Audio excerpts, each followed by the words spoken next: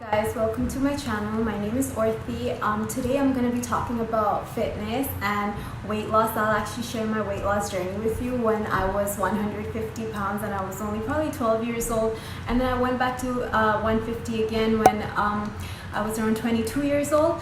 So, and since then it was like between that time it was always like going back and forth. So I think it was in 2017 or 2018 when I actually finally learned how to properly lose weight using science, not the internet, basically not whatever information we find on Google, because that's one of the reasons I want to make this video, is because I see a lot of people using false information and following that diet for days after days, and then they're not getting any results. They get demotivated and get off track, and they just give up. So I'm here to take away that confusion, take away the lies, and provide you with the current science research that's going on.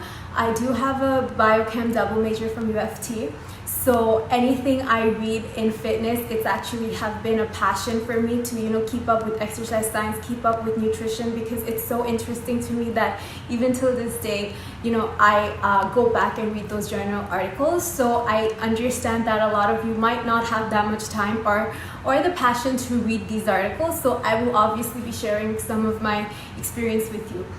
The second reason I'm making this video is because this is kind of very close to heart. So I'm from Bangladesh and I want to give back to that country, and of course I'm in Canada. There's not much I can do living in Canada, and it's where my parents are from, it's where my family's from. I just want to donate to that country with all the views I get, so it will kind of be like I'll be sharing my creative videos that I do during the day that I've learned throughout my life, and I will share that with you. And all the views and the money that I'll get from this journey, it will be donated to back home. To my bed, because I actually want to illustrate the concept of calories to you, yes, in my bed. But this is how it goes. What are calories? Just numbers. If you're good at math, weight loss is going to be so easy for you, because all it is adding and subtracting. All right, so let's start with me. So I basically, how I calculate how many calories I need per day is I have my weight machine, I stand on it, it connects to my phone on my Bluetooth, and here's a picture of all the information. It shows in terms of my fat percent, my muscle, my protein. It shows pretty much everything, but the number I am interested in is my basal metabolic rate. Okay, so it's my BMR. My BMR is the number that if I were to stay in this bed all day, watch Netflix, read books, do everything that I love to do and not move at all, because yes, I can be lazy sometimes. So if I were to do all that during a 24-hour period, what's gonna happen is the amount of calories my body's gonna burn, it's gonna be my basal metabolic rate. Why? Because there's no activity in the day involved. People who don't have this weight machine or cannot access to it, I'll leave a link from Amazon, I actually got it, but people who don't have access to it, I will leave an equation where you could calculate yours. And this number is so important because you add this number to the number of activity that you do. So me personally, I go to the gym every single day. There are days that I skip, but that's like once or twice a month. So every single day I work out and I burn about 400 calories. For example, say one day I work, like it's always between 400 and 500 calories. I don't count anything that I do in strength, because strength is not, yes, you burn calories throughout the day, but it's hard to calculate, so I just neglect that.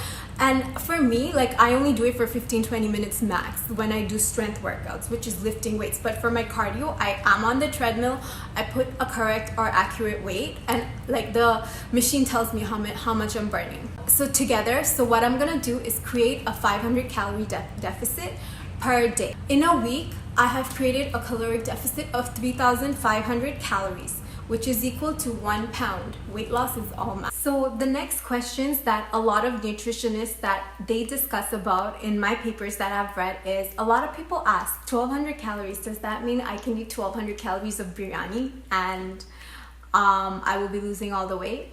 It doesn't work like that, because we are so focused on macronutrients. We're always like, don't eat carbs, eat protein, eat fat, no carbs. We are so focused on that we almost always forget about our micronutrients, our vitamins, our minerals. Everything in your body is a process, and they all come together and work together. So that's why we all actually need to understand that if we're just going on a protein diet without the vitamins and the minerals, the protein can't do anything in the body, because it doesn't have the essential requirements to carry out a process or a function that a body requires. So the first vitamin I'll talk about today is vitamin D, and if you're wondering why a significant amount of American population have higher rates of obesity, it's because we don't get the sun as much as if we lived in the tropical countries. So a study in 2011 has found that vitamin D, along with many other functions, play a significant role in weight loss. Vitamin D reduces our insulin levels, our blood sugar levels, and prevents it from going too high. So basically what it does is it takes all the glucose in our blood cells and starts storing it in our body, and makes us fatter by storing all the glucose. And also it stores the fatty acids as well, which also cause our fat cells to get bigger. So do you feel like your metabolism is getting slow? It's probably because your vitamin B's are low. Vitamin B is responsible to metabolize your carbohydrates, proteins, and fats. So if you are following a protein diet and not losing any weight, it's probably because your proteins are sitting there, increasing your insulin level, because it increases every time you eat, and it's just being stored. It's not being able to metabolize into a form of energy that your body can use to burn calories. So do you guys crave chocolates at night, or crave like white rice at night? It's probably because you're low in magnesium. Magnesium plays a variety of roles in your body, like I can't even explain. I think it's up to 300. But increasing magnesium in your body will help you stop all the cravings and all the binging at night, because what it does is it's like if you're deficient to it, it tells your brain to start eating. It doesn't know your brain doesn't know if it's magnesium that's deficient. It just tells you you're deficient, you need this, so your brain's like, go eat, just eat whatever you have in front of you. And that because magnesium's involved in so many things, anytime you're low in that, you start binging and craving for different types of food. So magnesium is the one to blame, and it's so important, guys. Do you guys experience feeling fatigue, or like so tired that you can't work out? Then you're probably missing out on iron. Iron carries oxygen to your muscles and helps your body burn fat. So sometimes what happens is we run out of breath and we can't, run anymore. Like after 10 minutes, we give up. After 15 minutes, we give up. And honestly, I experienced the same thing. And then I didn't know, but then my doctor told me I was like slightly anemic. So I was low in iron. And once I started taking, increasing my iron intake through vegetables and meat, I noticed that I was able to run for an hour without getting too tired. I was always athletic, but this was like a total game changer. You can probably tell that I usually break my fast during Ramadan, or if it's not Ramadan, my morning routine contains of a big smoothie with a lot of fruits and vegetables. So the vegetables that I love to include are spinach or kale. And I promise you, if you add fruits like mango or banana just in the morning, or just when you break your fast, you don't even get to taste the spinach or the kale in your smoothie, because the fruit masks it all.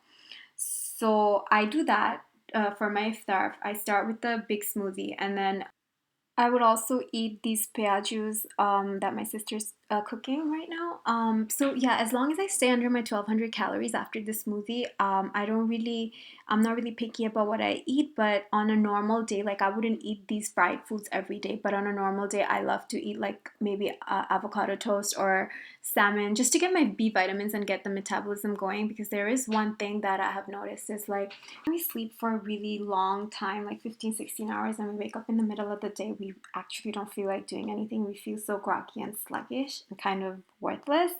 So I feel it's the same with our digestive system when we fast for extended periods of time, like 16, 17 hours. Like it's been at rest for so long that it's just not ready to, take in a lot of food. And most of us in iftar, we give our body like such a huge amount of food that it doesn't know what to do with it yet because it has not kind of awakened.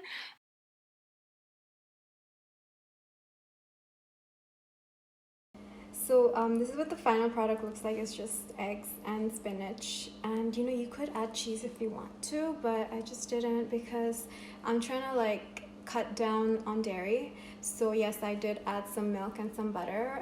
I hope that one day I will not have any dairy in here. So yeah, like you could also do the same thing. You could ditch one ingredient at a time. So I actually went ahead and I found some bread in the fridge. So it's a tortilla. It's the whole wheat roti tortilla, and I'm just gonna warm it up. So people who don't eat carbs, like I don't know how you work out. So I guess like that's something I can't do because I need energy to like fuel my workout. So anyways, let's go back to ketosis. So there's two ways you can do ketosis. One way is that you only eat fats and proteins and you don't give your body any sugar supply, and it just runs on fats.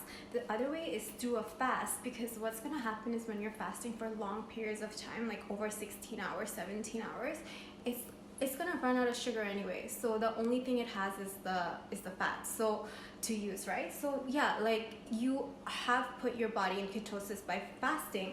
So it's okay if you add carbs once a day. It's okay if you do carb recycling, which is adding carbs every 2 days or 3 days. I like doing that too, but it really depends on like how my workouts are going, because you don't want to mess with your workouts. So I just finished eating my dinner, and of course I need dessert. And for like while I fast, I don't eat dates in iftar, like during iftar, but I do love one or two for suhoor, because you're gonna be fasting for such a long time. So yeah, these are sunnah for a reason, because they keep you full. Like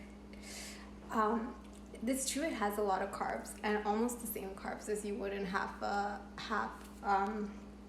cup of rice, I believe. Like if you have 4 dates, that's how much carbs it has.